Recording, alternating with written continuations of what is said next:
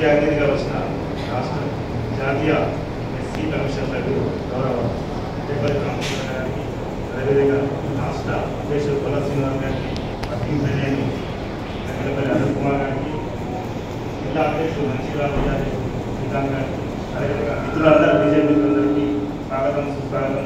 జిల్లా నుంచి వచ్చిన మిత్రులందరికీ స్వాగతం. బీజేపీ అనేది జర్నలిస్టుల హక్కుల కోసం ఏర్పడిన సంఘం.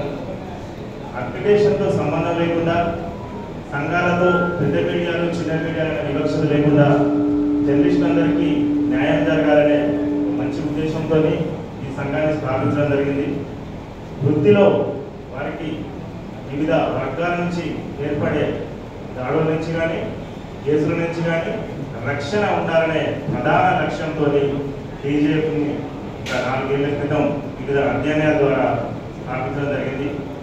ఆ క్రమంలో వేలాది మందిని ఇందులో భాగస్వామ్యం చేసుకుంటూ అనుకున్న లక్ష్యాన్ని అందుకోవాలనే ఉద్దేశంతో ఎన్నో ఒడిదొడుకులు ఎదురైన ఆ ప్రయాణం కొనసాగుతూనే ఉంది. 4 ఏళ్ళు పూర్తి చేసుకొని 5వ సంవత్సరంలో మనం ఉద్యోగాన్ని అడుగుపెట్టాం. అయితే పేరుతోనే ఏముంటుంది, బీజేపీ కాకపోతే ఇంకొక జీఎఫ్ ఏదో జీఎఫ్ ఉంటుంది. కానీ వేలాది మందిని వాళ్ళందరినీ ఏకతాటిపై ఒక లక్ష్యం కోసం తీసుకురావడం అనేది ఎంతో శ్రమతో కూడుకున్న వ్యవహారం. ఈ వ్యవహారంలో ఎందరో చేతులు కలిపారు, సహాయం చేశారు, వాళ్ళు అడుగులు చేశారు. వారందరికీ ధన్యవాదాలు. అయితే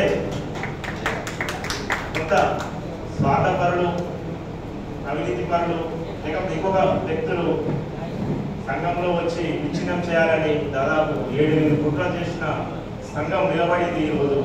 ఈరోజు దాని లక్ష్యం దిశగా అడుగులు వేగంగా పడుతున్నాయి.